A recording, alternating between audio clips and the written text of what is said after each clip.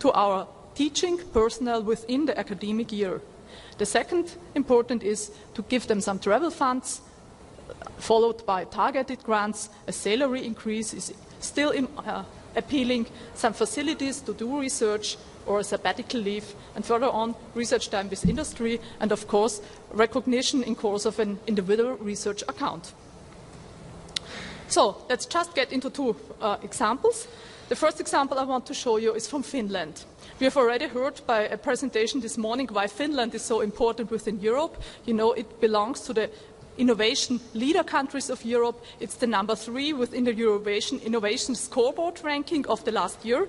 And Finland is also that country which has a very, very strong strategic orientation in research policy and educational policy. And I think it ranks among the best evaluated, the best reviewed countries in terms of quality assurance at higher educational institutions. There is the position within Europe. What I'm going to talk about very briefly is the polytechnical sector. The example I'm showing you, polytechnical sector, means university sector, University of Applied Sciences. This is a young university sector all over Europe, which are stuck to applied education and research. And where is now the incentive perspective or the performance incentive approach? What you can see here is the funding formula for that applied universities in Finland. And you can see on the left side, 70% of the basic budget are usually given by calculating the number of students, and the other 30% are a performance approach. They are given if the number of degrees completed is high, and they are looking at the average of the past 2 years. And further on, they are giving a kind of discretionary governmental grant to their universities if their performance in terms of R&D is high. And they give 3 million euro per year to the 25 institutions in terms of centers for excellence, also research centers, research laboratories, and 1.5 million just for high performance. They also designed 25 performance indicators in 6 areas to give or to evaluate that performance approach. And among the R&D indicators, you see there are publications, R&D credits of full-time students, and % of third-party funding from national institutions as well as international institutions and enterprises. If you compare it to the system of the red empanada of today before lunch, we see there are quite similar approaches among 1 or 2 of that indicators, but they also differ. The example is from Lauria, Finland. This is that university, a small university, 8,000 students, situated in the Helsinki area. It's the 3rd largest applied university in Finland. So what did they implement?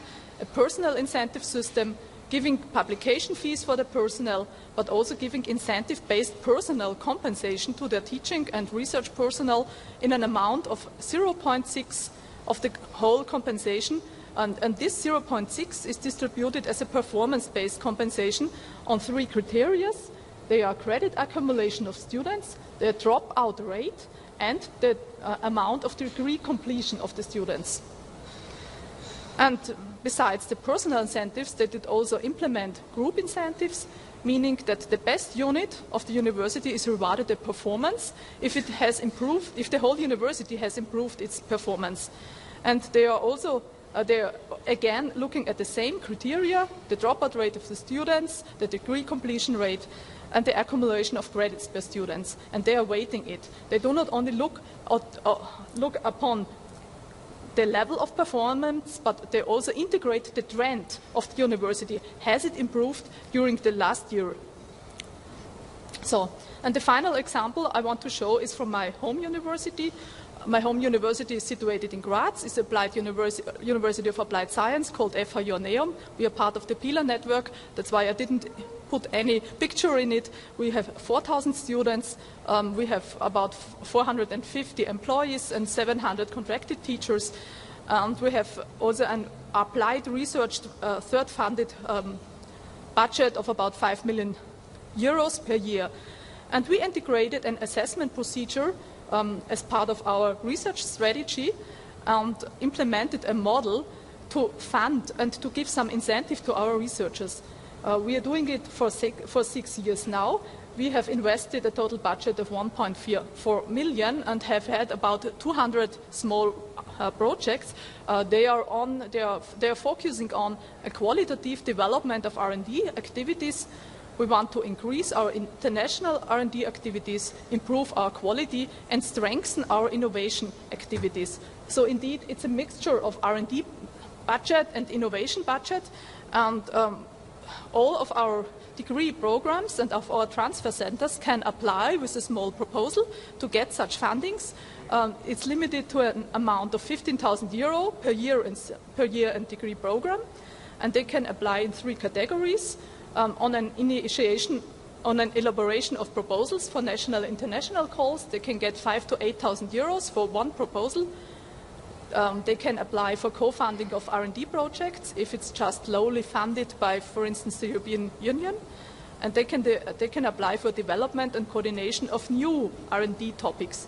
And we evaluate all of the proposals. They have to fulfill must and should be criteria.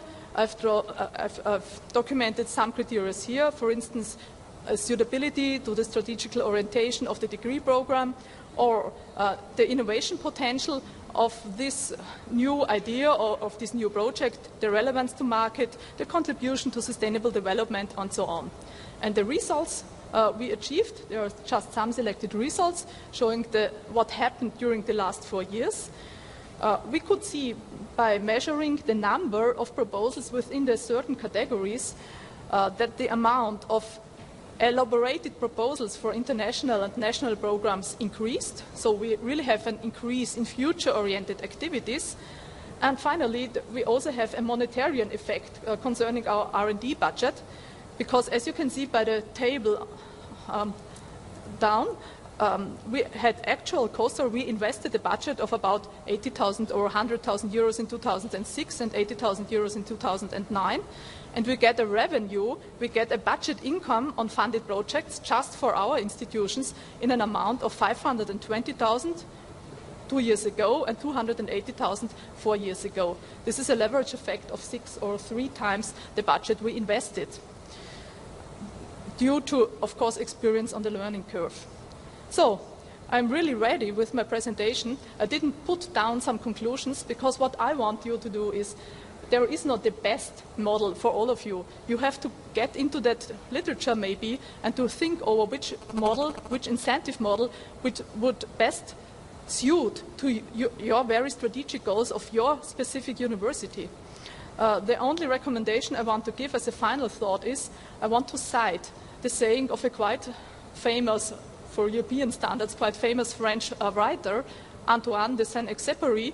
He said once, "If you want your crew to build a ship, don't send them to the woods to collect material, but let them dream of the wide, endless sea." And I think that's a good recommendation also to educational and research policy. We usually have a money-saving approach in public budgeting. So if you don't have a lot of material to give to your employees in terms of incentive systems and money, you can make them dream of the sea of ideas and of the sea of innovation, and just give them the freedom to do so. Thank you very much for your appreciated attention.